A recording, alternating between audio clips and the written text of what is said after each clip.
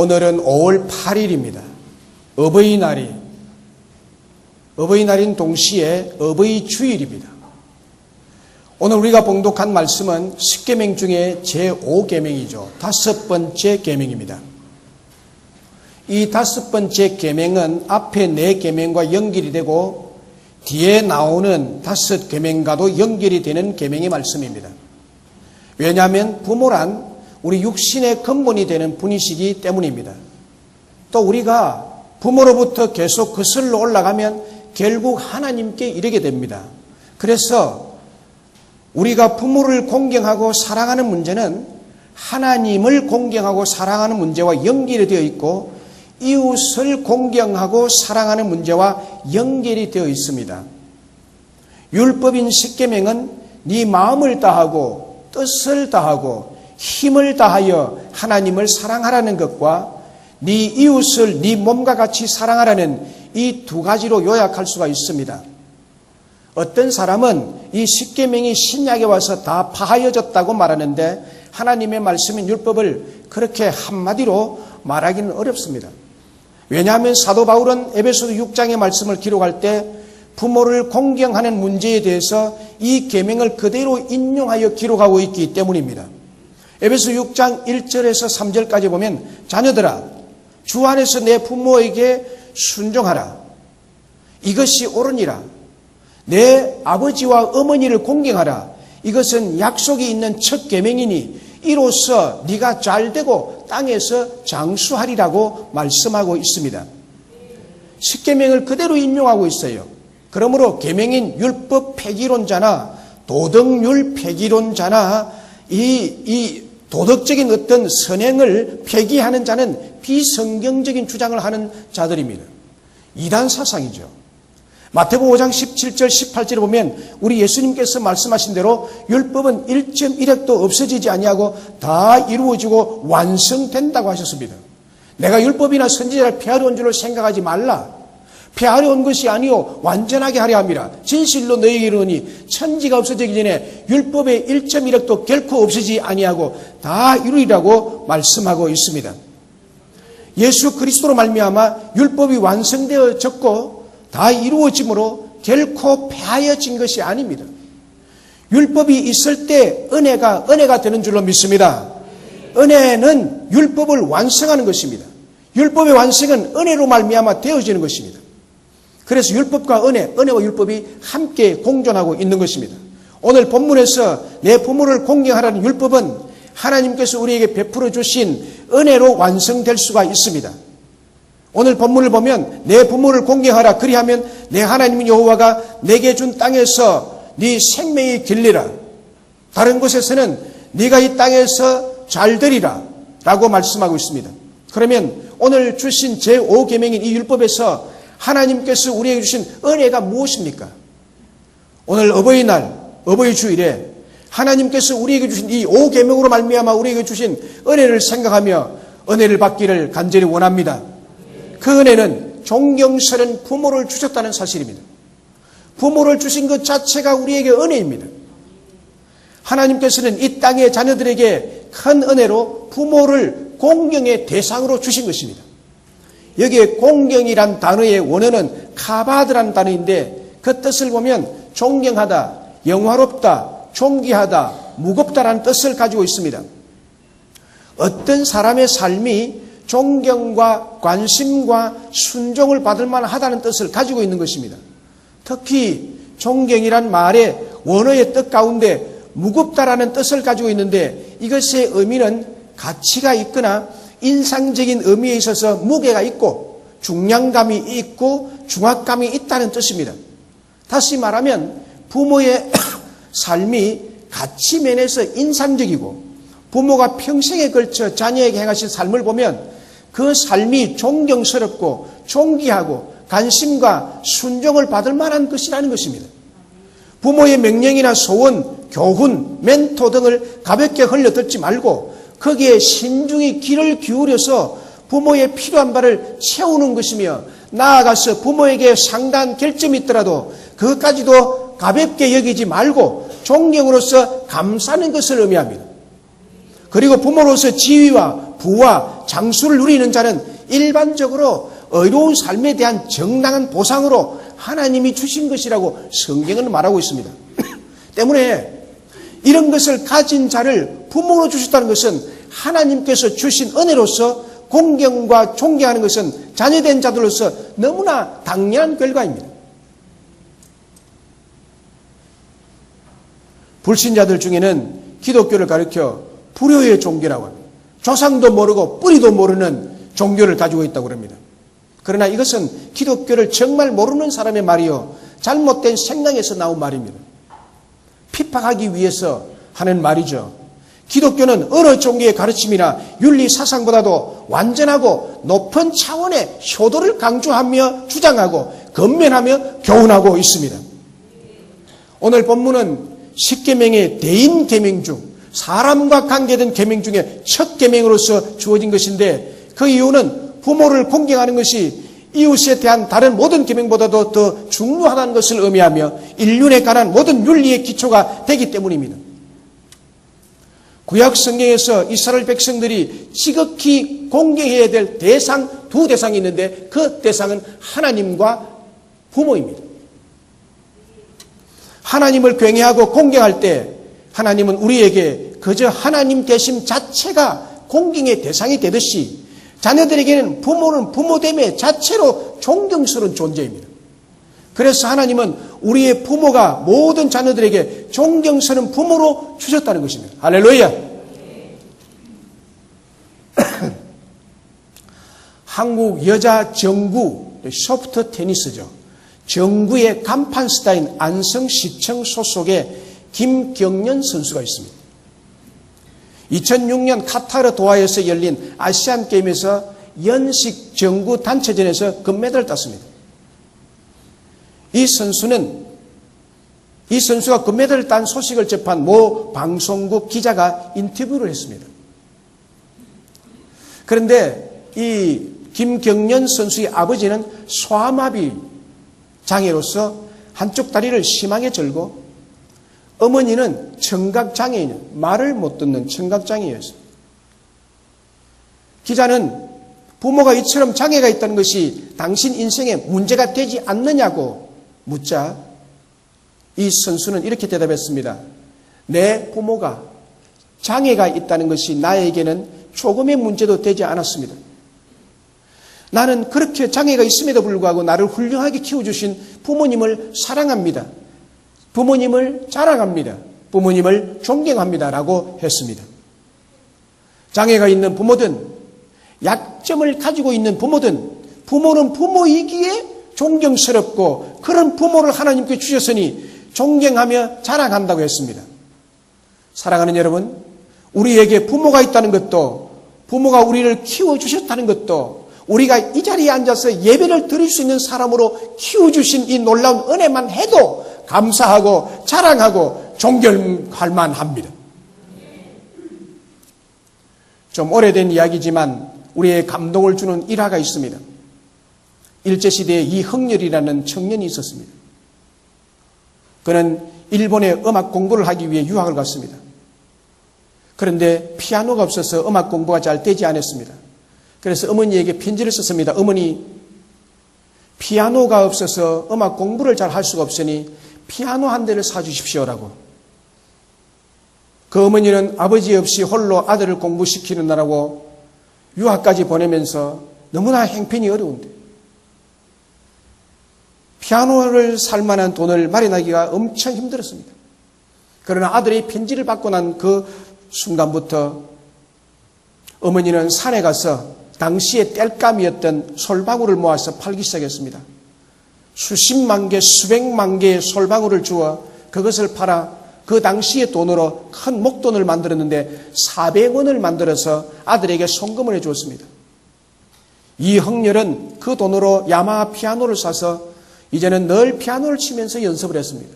일본에서 작곡을 전공을 했는데 연습하던 중에 그는 어머니의 은혜와 사랑에 깊이 감동을 받아서 그가 처음으로 작곡한 곡이 바로 어머니의 마음이라는 노래입니다. 어머니 마음이라는 이 시는 다른 사람이 지었는데 여기에다 곡을 붙인 자가 이흥렬 씨입니다. 우리 1절에서 3절까지 노래를 부르면 좀 그러니까 나중에 노래 부를 거예요. 한번 읽어봅시다. 우리 다 같이 큰 목소리로 한번 읽어봅시다. 시작.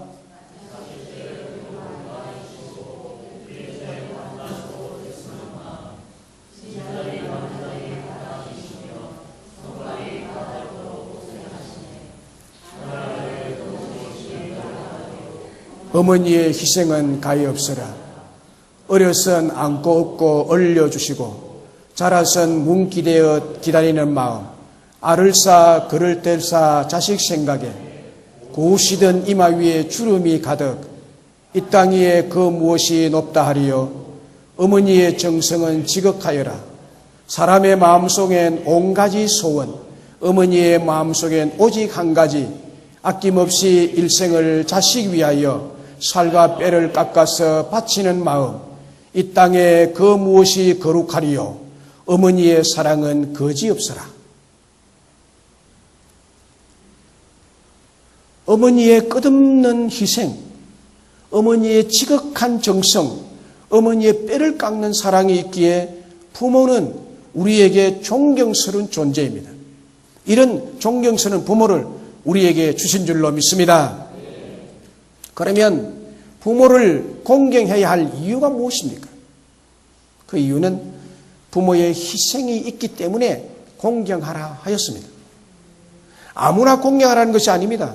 네 부모를 공경하라는 것입니다. 네 부모란 바로 너의 부모, 해산의 고통으로 너를 낳은 내 부모, 땀과 눈물과 수고로 너를 기른 내 부모, 너를 위해 온갖 희생을 아끼지 않은 내 부모, 바로 그런 내 부모를 공경하라는 것입니다. 부모를 공경해야 할 이유는 나의 부모이기 때문이죠. 나를 낳으시고 나를 무조건 양육하시고 나를 위해 무조건 헌신하신 나의 부모, 나를 위해 무조건 희생하신 나의 부모이기 때문입니다. 여러분 스스로가 생각할 때 내 부모는 나를 위해 희생한 것이 별로 없고 사사건건 간섭만 하고 상처를 주고 학대한 기억밖에 없다고 생각할지 모르지만 내가 미처 생각하지 못한 큰 희생이 있었습니다. 한 아이가 저녁밥을 준비하고 있는 엄마에게 달려가서 자기가 쓴 글을 내밀었습니다. 아이가 내민 종이에는 이런 내용이 적혀 있었습니다. 이번 주에 내 방 청소한 값 2,000원,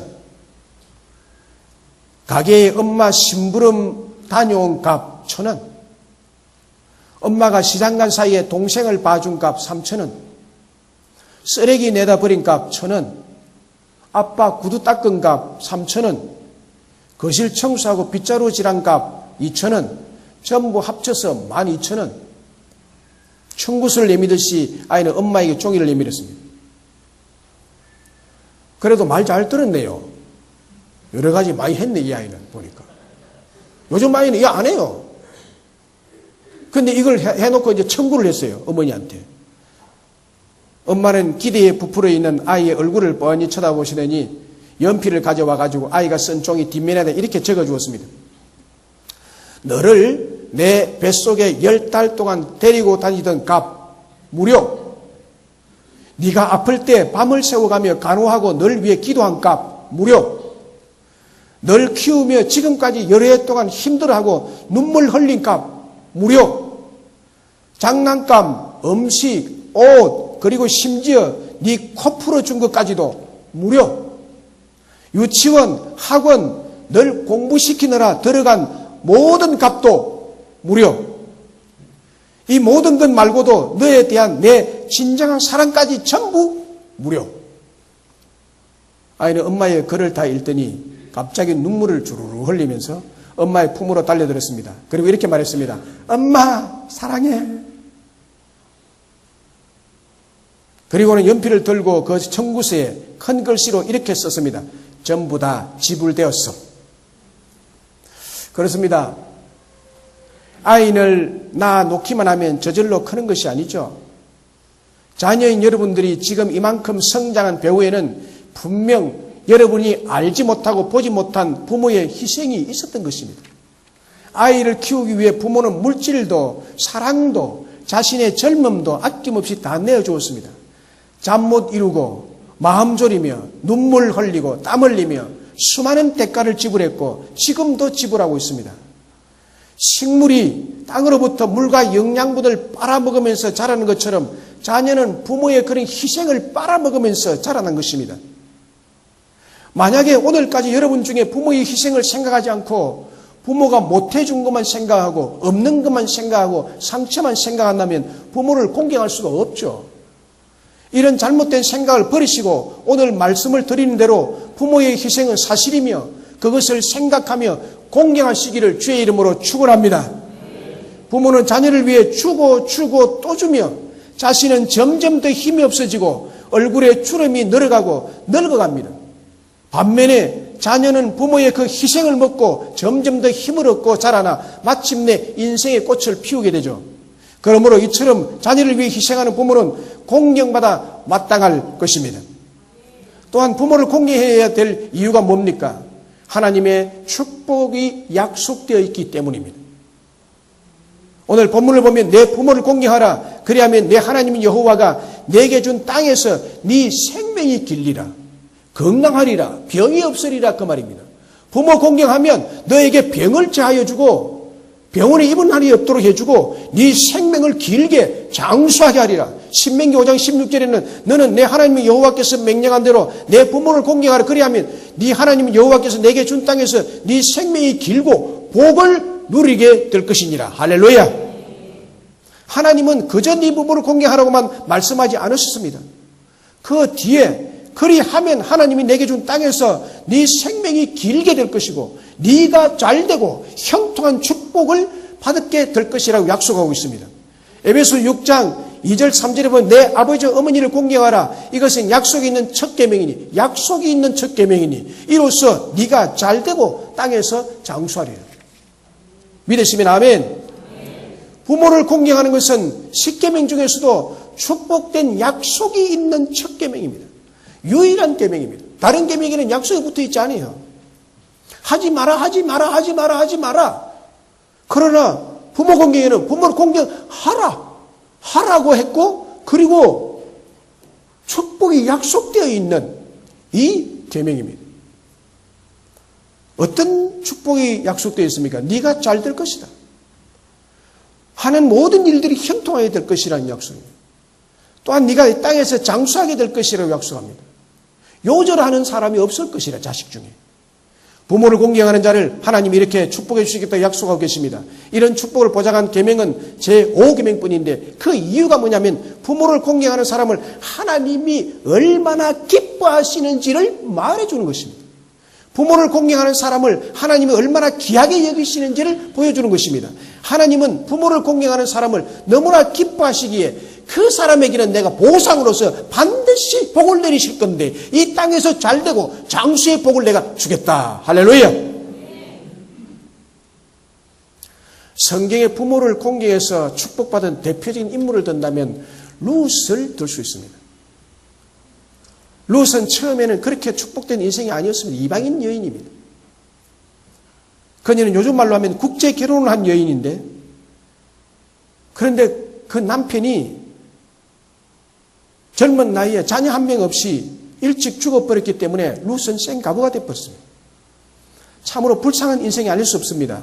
기구한 인생이 됐습니다. 그런데 그때부터 그녀의 인생 반전이 시작되는데 시어머니 나오미는 룻에게 너는 아직 젊었으니 또 너에게 아들 자녀도 한 명도 없으니 나를 떠나서 너는 재혼해서 새 인생을 시작해라. 빨리 나를 떠나라고 했습니다. 그러나 룻은 홀로 되신 어머니를 생각하면서 그 홀로 된 시어머니를 버리지 않았습니다. 끝까지 함께했습니다. 그때 시어머니 나오미는 두 아들을 잃고 남편까지 잃고 알거지가 되어서 엄청난 절망과 상심 속에서 있었을 때 그의 며느리 룻이 이런 말을 했습니다. 룻기 1장 16절로 17절에 이렇게 기록되어 있죠. 룻이 이르되 내게 어머니를 떠나며 어머니를 따르지 말고 돌아가라 강건하지 마옵소서. 어머니께서 가시는 곳에 나도 가고 어머니께서 머무시는 곳에 나도 머물겠나이다. 어머니의 백성이 나의 백성이 되고 어머니의 하나님이 나의 하나님이 되시리니 어머니께서 죽으시는 곳에 나도 죽어 거기에 묻힐 것입니다. 만일 내가 죽는 일 외에 어머니를 떠나면 여호와께서 내게 벌을 내리시고 더 내리시기를 원하나이다 라고 말했습니다. 얼마나 어머니를 신뢰하며 사랑하며 공경하는 말입니까? 이 말을 듣고 난 후로는 나오미는 며느리에게 다시는 돌아가라고 말하지 아니했습니다. 이후에 룻이 어머니를 존경하고 공경하는 모습은 정말 하나님께서 기뻐하시는 그런 삶을 살았던 것입니다. 문화도 다르고 언어도 다른 이국 땅에서 친정 어머니도 아니고 시어머니를 모시다는 것이 어찌 쉬웠겠습니까? 그러나 그녀는 가난한 형편 가운데서도 들에 나가 보리 이삭을 주워가며 시어머니를 모시고 공경했습니다. 이런 룻의 모습은 주변 사람들에게 알려졌고 심지어 사람들은 룻을 가리켜서 룻기 4장 15절에 보면 이렇게 기록하고 있습니다. 7 아들보다도 귀한 며느리라고 말합니다. 7 아들보다도 귀한 며느리. 얼마나 존경했기에, 얼마나 공경했기에, 얼마나 그 부모를 잘 이렇게 보살펴 드렸기에 7 아들보다도 귀한 며느리라고. 결국 하나님은 시어머니 이렇게 공경한 룻에게 어떤 축복을 내려주셨습니까? 만남의 축복을 먼저 주었습니다. 보아스라는 인품 좋고 가문 좋고 부유한 사람을 만나서 재혼하게 하십니다. 그리고 시어머니 품에 귀한 손자도 안겨드리고 함께 행복하게 살게 해주셨습니다. 그뿐만 아닙니다. 또한 다윗의 정조 할머니가 되게 하셨고 그의 가문을 이스라엘 나라의 왕의 가문이 되게 한 것입니다. 그리고 더 나아가 이방 여인으로서 예수님의 족보에까지 이름이 오르는 영광을 얻은 자가 룻입니다. 이처럼 하나님은 비운의 여인 룻을 축복하신 여인으로, 축복된 여인으로 바꾸어 주셨는데 그 이유는 그의 어머니를 공경했기 때문에 그 아름다운 모습을 보고 그렇게 축복을 부어주신 줄로 믿습니다.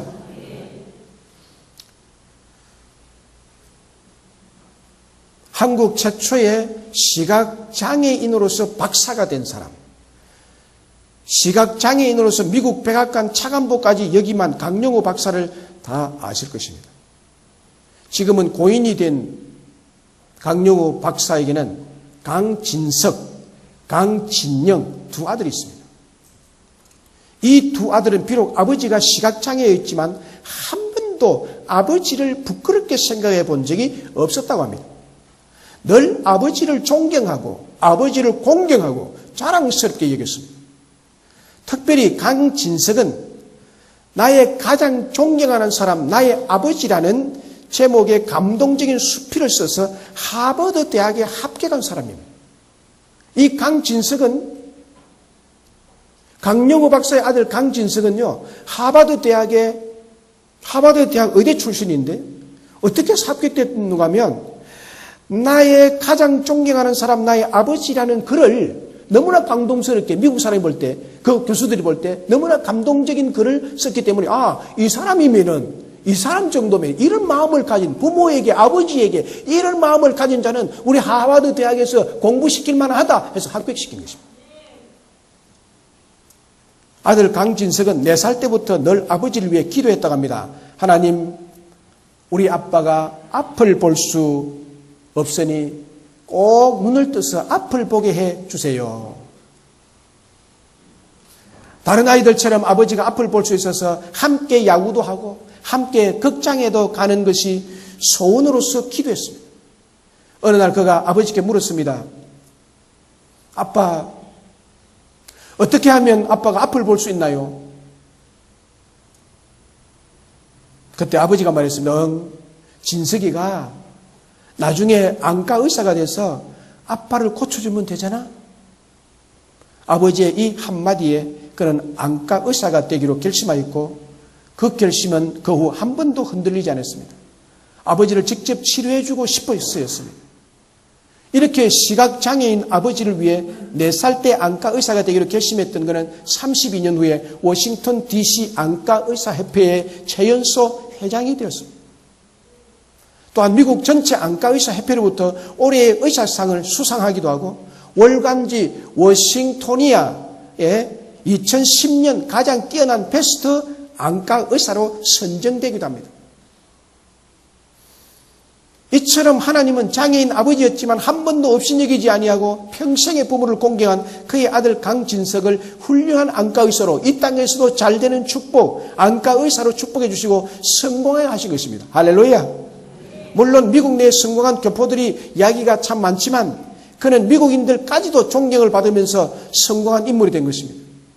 시각장애인 아버지를 존경하며 아버지의 눈을 고쳐주겠다는 마음으로 기도했던 강진석을 하나님이 그렇게 기쁘게 보시고 이렇게 축복해 주신 것입니다. 그렇습니다. 하나님은 부모를 공경하는 자녀를 축복해 주신 줄로 믿습니다. 하나님은 부모를 공경하는 자녀를 형통하게 하시고 훌륭하게 하시고 뛰어나게 하시고 축복받게 해 주실 줄로 믿습니다. 장수의 복도 주실 줄로 믿습니다. 그렇다면 부모를 어떻게 공경할까요? 부모를 가장 잘 공경할 수 있는 방법이 뭘까요? 그것은요, 말로, 언어로 부모를 공경해야 합니다. 공경의 원어 카바드의 뜻 중에 우리의 신체 일부인 간장을 뜻하는 말이 이 공경이라는 뜻입니다. 이 말은 주로 비유로, 간장이라는 말을 쓸 때 비유로 사용했는데 혀가 즐거워한다라는 비유로 쓴 것이 이 공경이라는 단어의 뜻입니다. 혀가 즐거워한다. 그러니까 부모를 공경할 때는 말로서, 혀로서 부모를 즐겁게 해드려야 됨을 함축하고 있는 단어가 이 공경, 카바드의 뜻입니다. 그래서 이 공경과 존경이라는 말에 성경의 쓰임을 보면 그런 뜻을 가지고 쓰여지고 있습니다. 이 공경이라는 말은 하나님께서 명하신 말 중에 가장 선한 말 중에 하나입니다. 하나님에 대해서 공경이라는 말을 쓸 때는 하나님을 인정하고 믿고 신뢰하며 공경하고 존경해서 하는 말이 찬양입니다. 하나님의 공경은 찬양으로 드러나는 것입니다. 찬양은 하나님을 공경한다는 인간의 표시고 반응입니다. 또 어른이나 권위 있는 위사람에 대해서 인정하고 믿고 신뢰하며 사랑해서 하는 말이 존경과 공경이라는 뜻입니다. 그리고 동료나 친구나 권위 아래에 있는 사람에 대해서 인정하고 신뢰해서 하는 말이 칭찬입니다. 아래 사람에게 말을 잘하는 것은 칭찬이죠. 윗사람에게 하는 것은 존경이죠. 하나님에 대해서 말하는 것은 찬양과 경배인 것입니다. 베드로전서 2장 7절에 무사람을 공경하며 왕을 공경하라고 했습니다. 에베소 6장 2절에 내 아버지와 어머니를 공경하라고 했고 오늘 본문에 네 부모를 공경하라. 신명기 5장 16절에 너는 너희 하나님 여호와의 명한 대로 네 부모를 공경하라. 이 공경의 뜻이 그 뜻입니다. 다른 누구의 말보다도 부모는 자녀에게 말로 인정을 받고 존경을 받을 때 인생 보람을 느끼는 것이 부모입니다. 존경하는 마음은 말로 표현할 때 알 수가 있습니다. 부모에 대한 사랑도 말로 표현할 때 알 수가 있습니다. 부모에 대한 감사도 말로 표현할 때 알 수 있습니다. 감사합니다, 아버님. 감사합니다, 어머니. 부모는 이런 자녀의 따뜻한 말 한마디에 행복해하는 것이 부모예요. 뭘 말로서 속을 다 썩여 놓고 꽃 달아줘봐야 소용없는 일입니다. 부모님의 은혜를 생각하고 공경하는 말, 감사하는 말을 하는 자녀의 따뜻한 말 한마디에 너무 많이 즐거워하고 행복해하고 모든 수고로움, 모든 근심, 모든 부정적인 생각들이 사라져버립니다. 그리고 자식을 위해서 더 많은 것을 해주고 싶어 합니다. 말로 표현할 때 부모는 행복해하고 흐뭇해하고 기쁨이 넘치는 줄로 믿습니다. 여러분 혹시 TV 광고 가운데 이런 공익 광고를 보신 적이 있으시나요? 한국과 중국의 공동 캠페인으로 보낸 공익 광고라고 합니다. 내용이 이렇습니다. 밥 한 번 사준 선배에겐 형 고마워. 매일 밥 해주는 엄마에게 물이나 줘. 여자친구 생일은 축하해. 부모님 생신 때는 엄마 생일이었어? 5분 기다려준 동료에게는 죄송합니다. 늦었습니다. 평생을 기다려준 부모에게는 왜 왔어? 공경심이 없어서 그렇습니다. 부모에게 이런 말 해본 적 있나요? 고마워요, 엄마. 수고했어요, 엄마. 존경해요, 엄마. 한번 해봅시다. 고마워요 엄마, 수고했어요 엄마, 존경해요 엄마. 시작.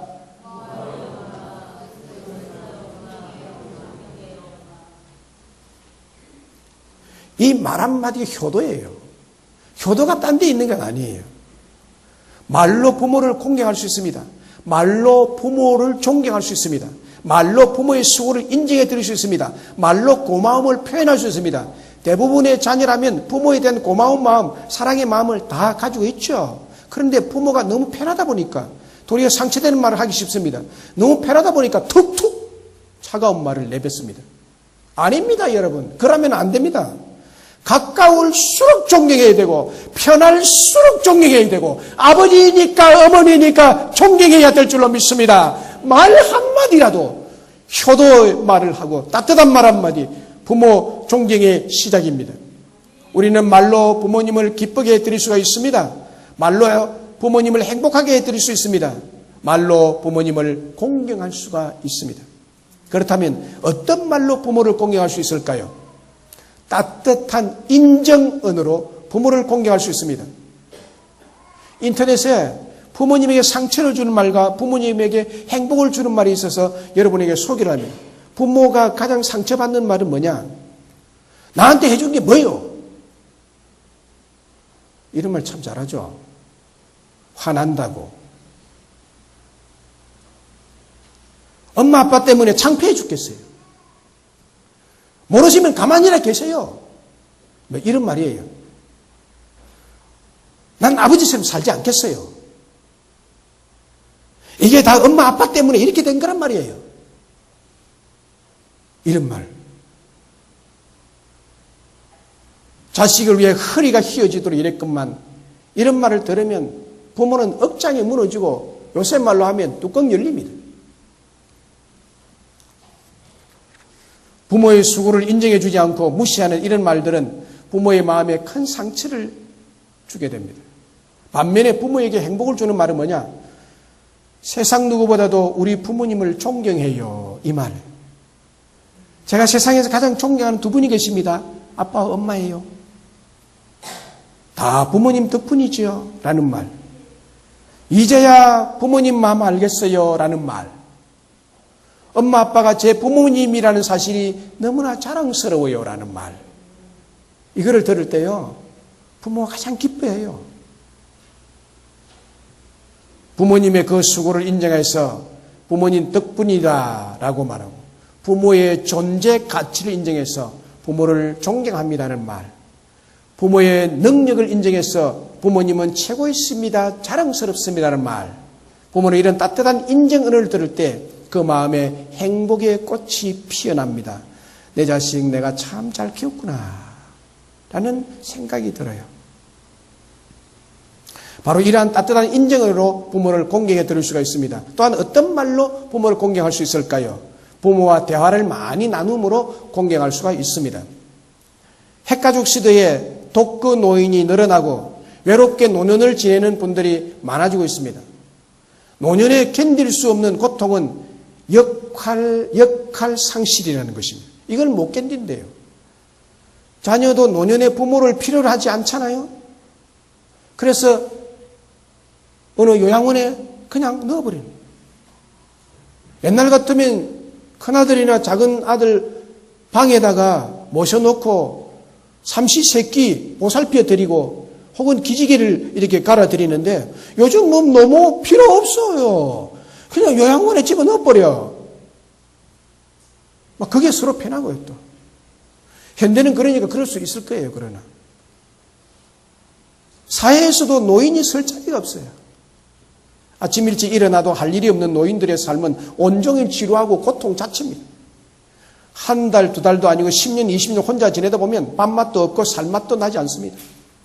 여러분 학교에서 학생들에게만 왕따가 있는 것이 아닙니다. 가정에서도 왕따가 있을 수 있습니다. 부모를 공경한다는 것은 부모님을 왕따시키지 않는 것입니다. 그건 뭐냐? 부모와 대화를 많이 나누는 것입니다. 중요한 일이 있으면 상의도 드리고 기도 부탁도 드릴 수 있죠. 사소한 일까지도 부모에게 이야기를 많이 해드릴 수 있습니다. 반대로 부모님의 이야기도 많이 들어주는 것이 효도예요. 잠언 23장 21절에 너를 낳은 아비에게 청종하고 라고 말합니다. 하나님은 너를 낳은 부모의 말을 청종하라고 말합니다. 청종이라는 말의 원어로 샤마인데 듣다, 경청하다, 주의를 기울이다, pay attention to, 귀를 기울이다, 순종하다, 이해하다는 뜻입니다. 샤마, 청종하라. 네 아비에게, 너 낳은 아비에게, 어미에게 청종해라, 청종. 부모님이 하시는 말씀을 경청하고 듣고 귀를 기울이고 이해하며 들으라는 것입니다. 주의를 기울여서 들으라는 거예요. 가난 농군학교 교장이며 한동대학교 이사장인 김범일 장로님은 하루 일과를 시작하면서 항상 아버지에게 인사를 드린다고 해요. 하루 일과를 시작할 때 항상 아버지에게 인사를.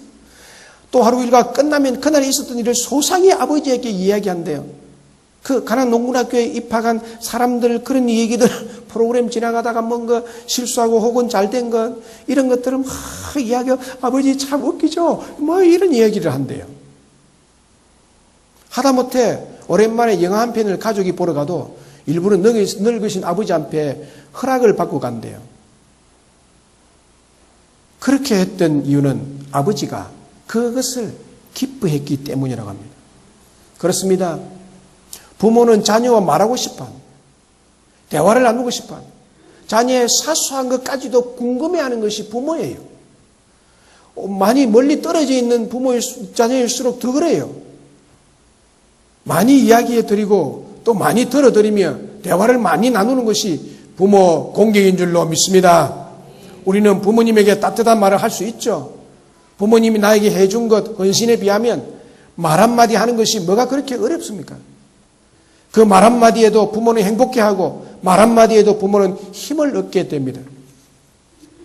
제가 이 정도 된 것은 부모님의 은혜입니다라고 말로 부모님의 그동안의 수고를 인정해 드릴 수가 있습니다.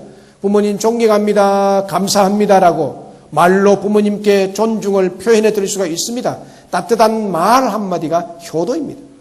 뭐를 많이 사주고 어버이날에 뭐 식당에 가서 뭘 사드리고 그 효도가 아니에요. 그거 먹어가지고 뭐가 마음이 좋겠어요.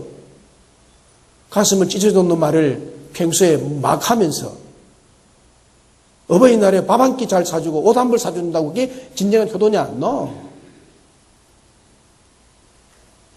따뜻한 말 한마디 평소에 늘 말 많이 해주고 말 많이 들어주는 말벗이 되어주는 자식이 진정한 효자예요. 우리 그리스도인들은 할 수 있습니다. 할렐루야. 부모를 위해서 엄마를 위해서 기도 많이 해요 어머니 라고 말할 수 있잖아요.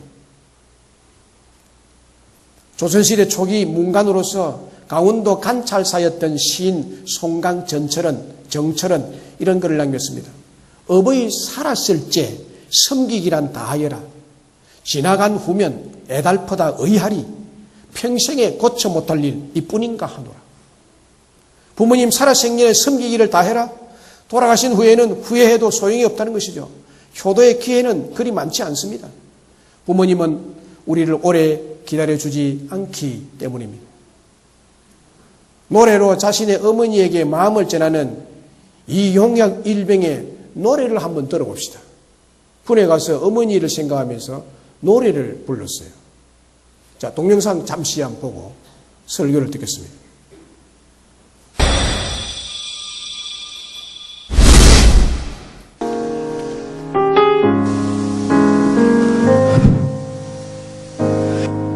처음 당신을 만났죠.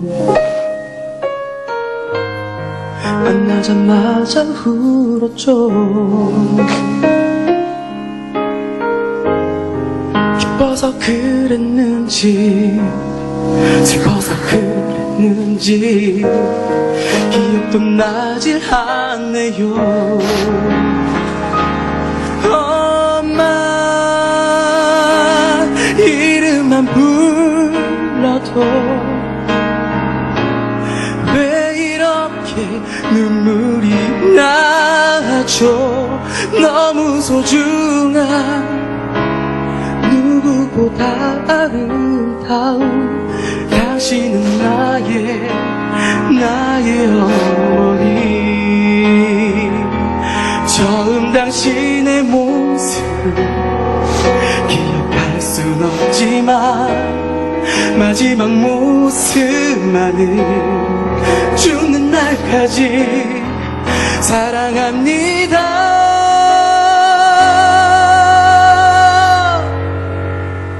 엄마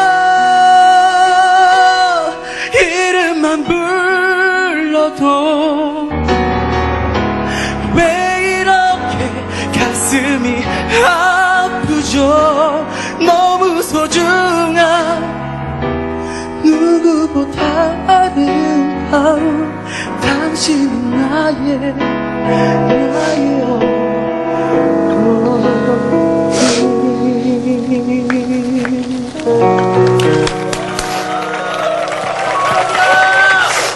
잘했어.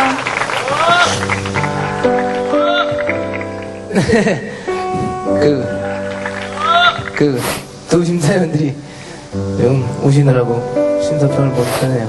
어머니 건강하셨으면 좋겠고요. 예.